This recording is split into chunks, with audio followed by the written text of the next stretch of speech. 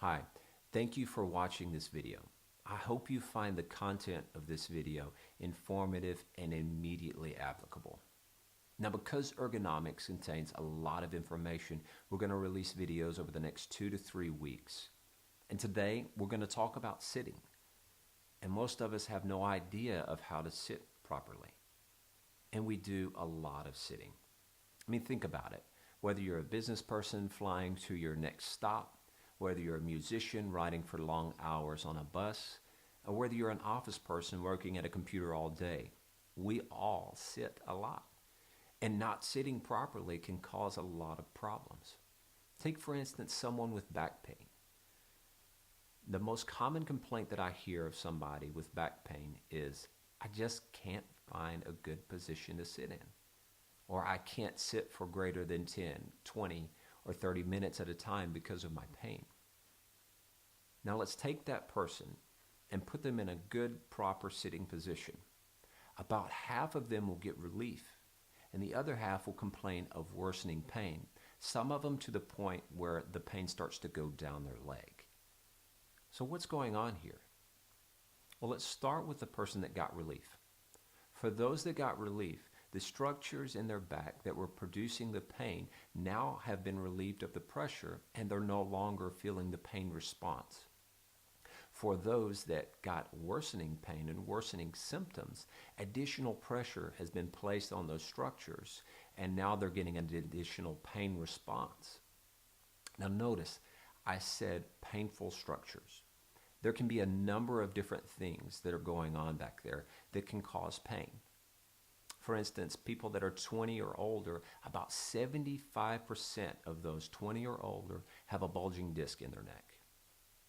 People age 50 and older, about 80% of you have degenerative disc in your back, yet you're not really complaining of pain.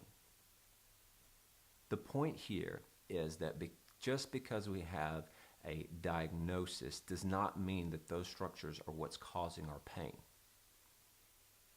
And what a lot of research is telling us is that if we do exercise and corrective positioning, we can relieve the pain and improve your outcome.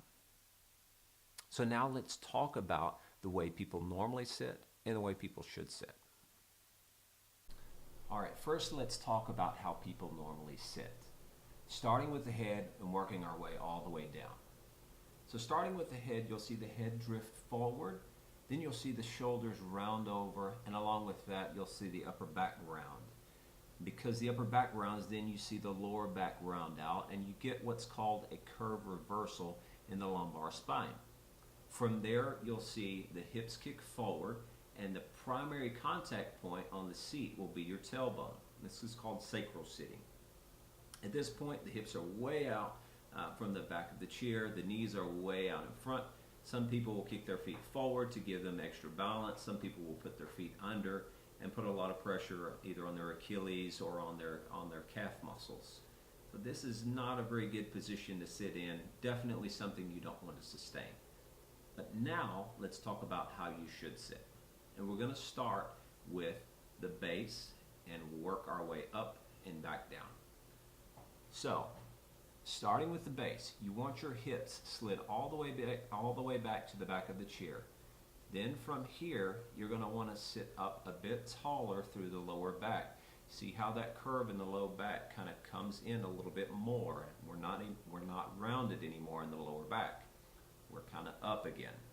The upper back then, by nature, because we're sitting up taller, it makes our upper back come up a little bit taller as well.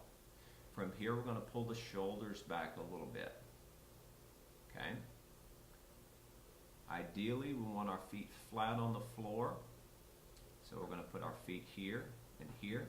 And if you'll notice, my legs would like to have as much of the thigh in contact with the seat as possible. You want to try to get 2 to 3 inches worth of seat. This one's a bit short for me, but you need to find the seat that's appropriate for you.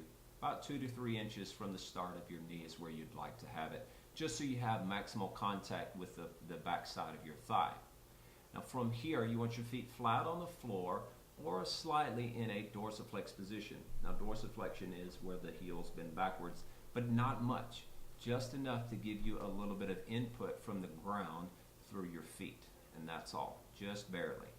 Okay? From here, we're going to look at the neck. So we don't want that head to come forward. We want the head to be up, slightly retracted, and backed off the end position a bit. Right in here is a good sitting position. The best way to find this position is to do an overcorrect. So in order to do an overcorrect, go ahead and allow yourself to slouch a bit in the chair.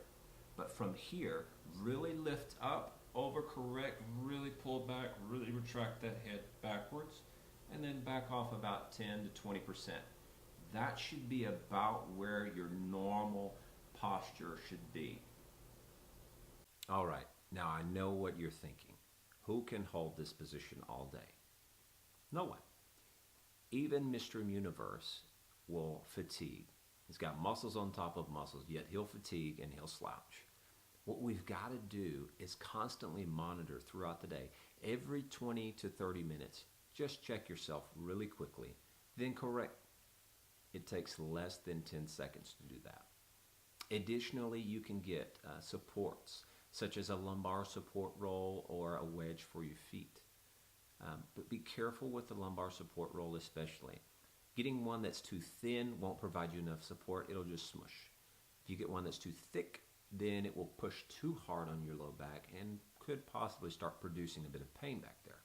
So just kind of watch it on that. Pick which one best suits your needs. The last thing that I want to talk about today are computers, because we all here in the digital age, we spend a lot of time on computers.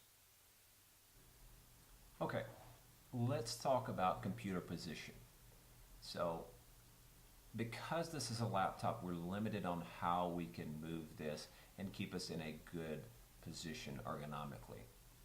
So what we would like to see is the screen up a bit higher, probably more about right here, so that we don't have to let that head start to go forward, because when the head goes, the rest of the body follows and we end up going forward right into the computer. So what we want is to maintain that position.